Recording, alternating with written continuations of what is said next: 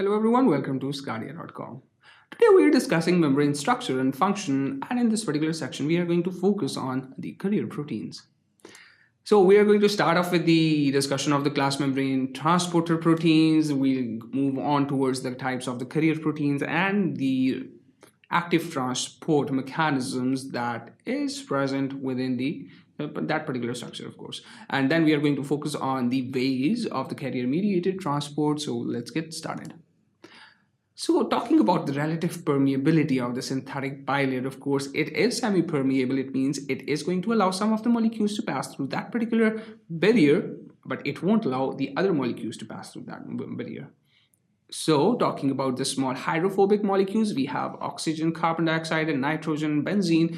Because of its activity, because of its hydrophobic nature, they can pass through the lipid bilayer as a result of diffusion, of course, and they have the same mechanism for the water and glycerol and the ethanol, which have basically small but polar charged groups, of course. When we are talking about the large uncharged polar molecules or ions, because of their because of the existence of the positive or negative charges in terms of ions, they won't be able to pass through that particular membrane. Of course, they would be needing some kind of channels, and same goes for the large uncharged polar molecules when we are talking of amino acids, glucose molecules, because they are large enough to pass through they are too large enough to pass through that particular lipid bilayer, so they would be needing some kind of channels through which amino acid, glucose molecules, or the nucleotide they can pass through. So talking about the classes of the membrane transport proteins, we have a carrier protein that we discussed in the previous section as well. Of course, it has a solute binding site as shown over here, and it is being opened only at one end at a particular time. So over here we have what we can see. We have a solute over here, and this particularly is a solute binding site. So whenever anything has to be transported outside, so the first thing is the binding of the solute, the binding of that particular molecule towards the solute binding site. And when it has been binded, there would be a conformational change as a result of binding, and this particular portion, the portion that is facing the extracellular matrix, is being opened so that that particular solute molecule can move from inside towards the outside, that we have discussed in the previous section as well. We have a channel protein as well, and the channel protein basically has an aqueous pore that provides passage, of course, to the solute so that they can, of course, diffuse through the membrane. We have an aqueous pore over here that has basically the capacity to let those small protein molecules, those small molecules which have, of course, the aqueous capacity to pass from extracellular to the intracellular or vice versa.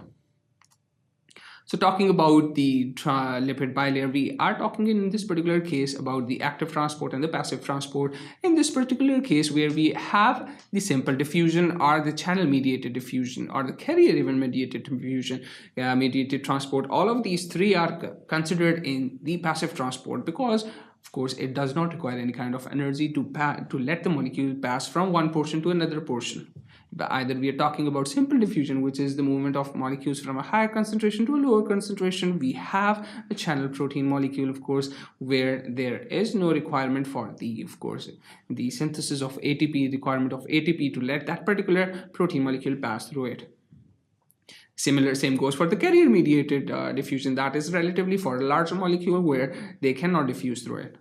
And of course, when we are talking about active transport, when we are talking about sodium potassium pump, it always is going to require the energy, and it, of course, in this particular case are going to move from against the concentration gradient, of course, and that is why being termed as the active transport. Talking about the carrier proteins and the active membrane transport proteins, of course, we have a coupled carrier over here, and coupled carrier, as the name indicates, requires another molecule for it to be transported. So it means that if either of the yellow circle or a red box, which is representing two different molecules, is present but not the other partner is present, so in the presence of either of one of the molecule, that particular one molecule is not going to be transported inside. So for one molecule to be transported inside, there need to be a presence of the another molecule, and that is why it's termed as a carrier, coupled carrier. When we are talking about ATP driven pumps, of course, the molecules have to move from the higher stages to the lower stages, where they can drive the ATP pump and record, of course, the movement of the molecules from lower to higher concentration gradient. Take an example of the sodium potassium pump in this particular case as well, which is basically an ATP driven pump.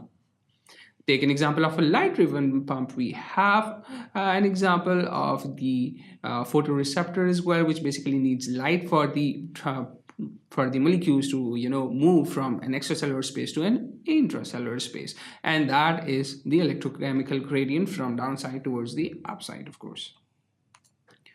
So talking about the ways through which the carrier mediated transport is being placed, is being regulated and being done, this basically diagram shows the carrier protein that basically functions as either the uniport or symport and an antiport. So talking about the we'll start off with the uniport. Of course, it means, because it's a uniport, it means that there would be movement of molecules in one direction. So it means that the transported molecule is going to be moved in only one direction, and there is no other way direction, of course. Same goes for the symport. Now the symport, as the name indicates, like we discussed in the previous slide, they need to have a presence of another molecule, which is basically a partner, so that both of these molecules can move inside. In this particular case, we are seeing that the direction of movement of both the partners are in the same direction. Both the molecules are in the same direction. That is why it's being named as a symport. When we are talking about the antiport, it means, as the name indicate, those two molecules are shown in this particular figure as a yellow circle and a blue box. What happens in this particular case, it needs to have a particular concentration of both molecules against themselves. For example, if sodium is present in high concentrations in the outside, they need to be having potassium concentration. So in case of the sodium potassium pump, when the pump has been activated, they are being transported. The sodium would be moved inside, as represented by the yellow box, and the potassium is going outside as a result of the activation of sodium potassium pump in this case.